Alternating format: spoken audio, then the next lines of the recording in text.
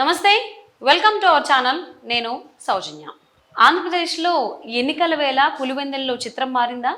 ముఖ్యంగా లింగాలలో వైసీపీకి సంబంధించిన నేతలు అవినాష్ రెడ్డి ప్రచారానికి దూరం దూరం జరుగుతున్నారా అంటే అవుననేటువంటి సమాధానం వినిపిస్తుంది.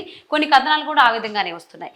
ఈ అంశానికి సంబంధించి మనతో మాట్లాడడానికి, వారి విశ్లేషణని మనతో పంచుకోవడానికి ఈరోజు మనతో పాటు ఉన్నారు టీడీపీ సీనియర్ నాయకులు ఉప్పలపాటి శ్రీనివాస్ చౌదరి గారు ఉన్నారు. వారితో మాట్లాడదాం. నమస్తే చౌదరి గారు. అవినాష్ కి ఎదురుగాలి వీస్తోంది అనేటువంటి కథనాలు వినిపిస్తూ ఉన్నాయి కొన్ని చోట్ల. అంటే ఎన్నికల నేపథ్యంలో పులివెందుల్లో చిత్రం మారిపోయింది. సో అవినాష్ రెడ్డి ప్రచారానికి రమ్మంటే అందరూ కూడా పొలం పని ఉందన్నా ఇప్పుడు కాదు అని చెప్పేసి అంటున్నారు అనేటువంటి కథనాలు వస్తూ ఉన్నాయి. దీని గురించి మీరు ఏమంటారు? చాలా మంచి సబ్జెక్టు ప్రజల ముందు తెస్తున్నటువంటి ఒలుపు టీవీ ప్రేక్షకులకి సౌజన్య గారు మీకు నమస్కారం తెలియజేసిన కడప పులివెందల అనేది ఒకప్పుడు ఫ్యాక్షనిజానికి అడ్డా. జగన్మోహన్ రెడ్డి గారు, రాజారెడ్డి గారు, అలాగే రాజశేఖర రెడ్డి గారు రాజకీయ పునాదికి మూల కారణమైనటువంటి ఏరియా. సో పూర్తి స్థాయిలో పులివెందల కాన్స్టిట్యున్సీలో పులివెందల, వేంపల్లి, లింగాల, ఎల్లనూరు, జంగాలపల్లి, సింహాద్రి, అలాగే ముద్దనూరు ఈ కాన్స్టిట్యున్సీలో ఉన్నటువంటి మండలాలు.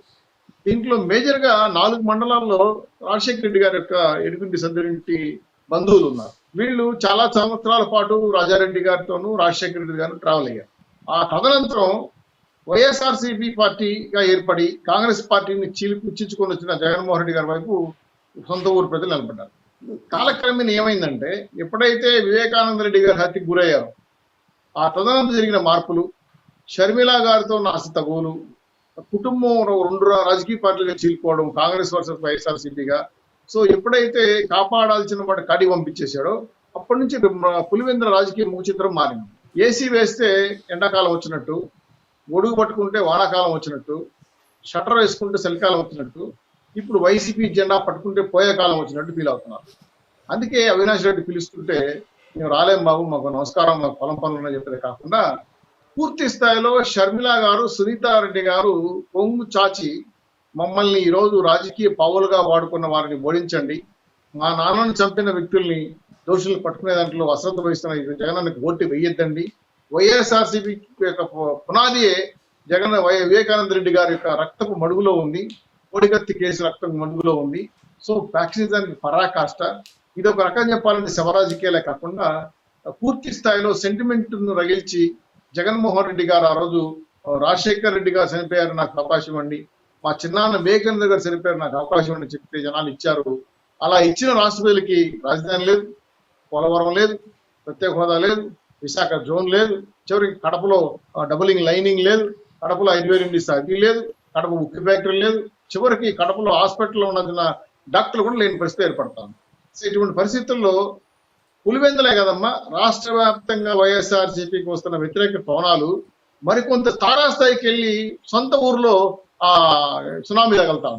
దాంతో అవినాష్ రెడ్డి గారిని చూస్తే ఓహో వీళ్ళు అవినాష్ రెడ్డి గారు గతంలో రాజశేఖర రెడ్డి గారు దూరంగా పెట్టారు కదా, దాయాదులు కదా, భాస్కర్ రెడ్డిని ఎప్పుడు కూడా రాజకీయాలు తీసుకురాలేదు కదా, రాజశేఖర రెడ్డి గారు బతుకున్నంత కాలం అవినాష్ రెడ్డి గారు వాళ్ళ తండ్రి భాస్కర్ రెడ్డి గారిని సర్పంచ్ కూడా కానిలేదు, ఎందుకంటే దాయాదులతో వివాదాలు వస్తాయని చెప్పి వాళ్ళ రాజకీయాలకు దూరంగా పెట్టాడు.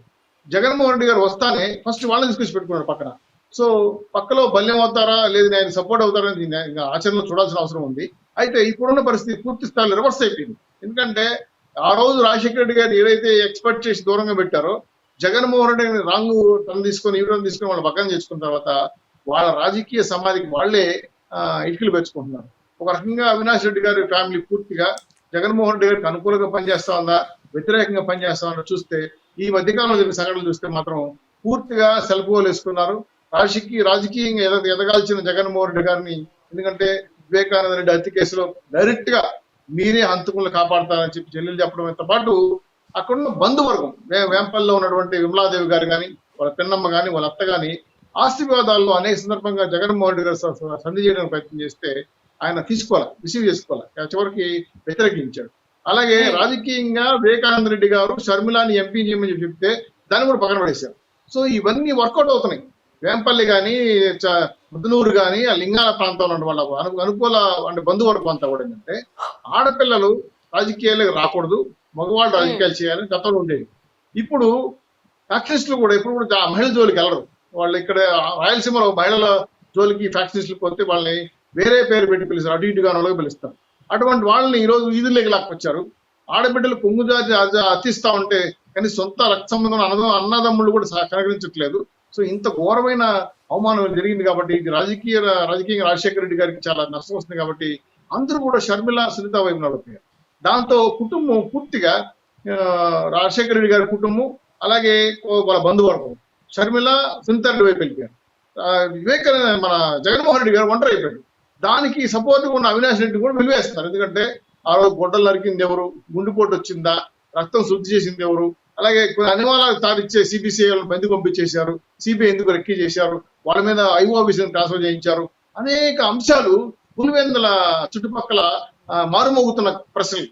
కానీ రాష్ట్రం అంతా ఇక్కడ ఒక మాట. సో అంటే వివేకానంద రెడ్డి హత్య కేసులో అవినాష్ రెడ్డి చాలా కీలకంగా ఉన్నారనేటువంటి భావనలోకి ప్రజలందరినీ వైఎస్ షర్మిల అలాగే సునీత తీసుకురావడం అనేది జరిగిందంటారు. దానివల్లనే అవినాష్ రెడ్డి పైన ఇంత వ్యతిరేకత వస్తుంది అనుకోవచ్చా?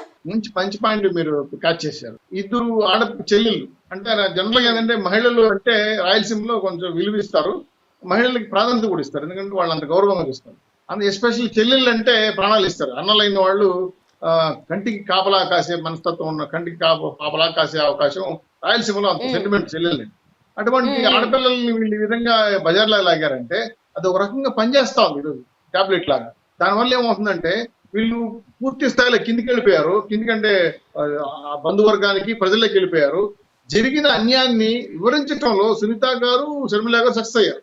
సక్సెస్ అవడంతో పాటు బంధువులు సపోర్ట్ చేస్తున్నారు. ఎందుకంటే అయ్యో ఆడబిడ్డలు ఇది లేసారా, ఆస్తి ఇవ్వలేదా, వాళ్ళ పసుపు కుంకుమ ఇవ్వలేదా, ఇది దారుణమా, సొంత అన్నలు ఈ విధంగా ఇది బజార్లు వేస్తారా, ఆ బిడ్డలు చూసే కనీసం వాళ్ళ నాన్న ఉంటే ఈ విధంగా జరిగేదా, రాజశేఖర్ బతుకుంటే ఈ విధంగా జరిగేదా, వివేకానంద గారు జరుగుంటే ఈ విధంగా జరిగేదా అనే ప్రశ్నలు తావు చేస్తుంది. ఇంకా ఆడబిడ్డలు అంటారా, ఇంకా మహిళలు అంటారా, ఆల్రెడీ పెళ్లి చేసుకుని వేరే కుటుంబానికి వెళ్ళింది కాబట్టి ఆమెకి ఏదో కాంట్రాక్ట్లు ఇచ్చారని ఆమె అనుకూలంగా జగన్మోహన్ గారు మాట్లాడుతుంది. కానీ మిగతా బంధువర్గం ఎవరు కూడా మాట్లాడట్లా. మిగతా బంధువర్గం చెన్నై నుంచి వచ్చిన వాళ్ళు కానీ వేరే ప్రాంతం నుంచి వచ్చిన వాళ్ళందరూ కూడా మన షర్మిల గారి కొడుకు పెళ్లి రోజు కూడా చాలా క్లియర్ గా స్పష్టంగా కనపడింది షర్మిల గారి జగన్మోహన్ గారి సంబంధాలు. కనీసం ఫోటోకు కూడా నిలబడలేదు. ఫోటో నిలబడిన కూడా మీరు కానీ మీరు ఓకే పక్క వెళ్ళిపోయాడు అంటే ఆవిడ వెళ్ళిపోయింది రాకుండా. సో దాంతో ఆయన ఫేస్ లో కూడా చాలా మార్పులు కనపడ్డాయి. దాంతోనే అక్కడే పునాది పడింది. ఎందుకంటే వైఎస్ఆర్ జగన్మోహన్ రెడ్డి గారి ఫ్యామిలీ, రాజశేఖర రెడ్డి ఫ్యామిలీ రెండుగా చీలిపినాయమ్మ. పూర్తిగా కడప జిల్లా ప్రజలు రాజశేఖర రెడ్డి కుటుంబం వారసరాలుగా షర్మిలను గుర్తిస్తారు, సునీత గారిని గుర్తిస్తారు. కాబట్టి అన్యాయం జరిగిందనే బాధలో సెంటిమెంట్ రగిలించడంలో వాళ్ళిద్దరూ సక్సెస్ అయ్యారు. సో ఫ్యామిలీ పూర్తిగా ఇప్పుడు వాళ్ళ సపోర్ట్ గా ఉంది. కడపలో డిపాజిట్లకు వెళ్ళంతైనా ఆశ్చర్యపోనక్కర్లా. ఎందుకంటే వాళ్ళు సవాల్ చేస్తున్నారు, మా అన్నకు ఓట్లు ఇద్దండి, మా అన్నదమ్ములు ఇద్దరు కేసినా కూడా మళ్ళీ మీరు రాక్షస చూసినట్టే, రౌడీజం చూసినట్టే, మా నాన్న కేసు మేము మురుగుపడిపోతుంది, మా అన్న కేసు పూర్తిగా తొక్కేస్తారు, మాకు ఏం జరగదు, మేము అన్యాయం అయిపోతాం, ఆడబిడ్డలు ఇదిలో పడతాం అంటే ఏ కుటుంబం అయినా ఒప్పుకోదాం. ఎందుకంటే వాళ్ళ బంధువర్గం ఆ విధంగా ఉంది అక్కడ.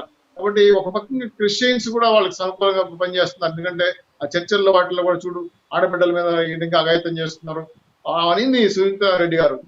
నాకెవరు సపోర్ట్ లేరు, నుంచి బయటకు వెళ్తే నరికేస్తారేమో నాకు కూడా భయంగా ఉంది, అటువంటి సిచ్యువేషన్ ఉంది. ఇంకా కష్టం అయిపోయిందంటే విజయం గారు వెళ్ళిపోయారు కదా అమెరికాకి, భయపడి వెళ్ళిపోయారా నిజంగా వెళ్ళారో తెలియదు. తల్లి అయినటువంటి సొంత తల్లి పదవి పోగొట్టుకునింది గౌరవ దేశాల నుంచి.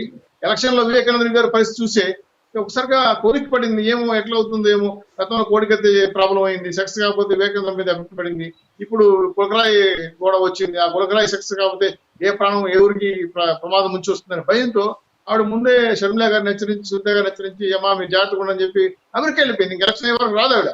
సో ఎన్నికల వేళ కడపలోనే కాకుండా మరి ముఖ్యంగా పులివెందుల్లో అయితే అవినాష్ రెడ్డికి ఎదురుగాలి వీస్తోంది అనే దానికి సంబంధించి మీ అభిప్రాయాన్ని మాతో పంచుకున్నందుకు ధన్యవాదాలు శ్రీ చౌదరి గారు.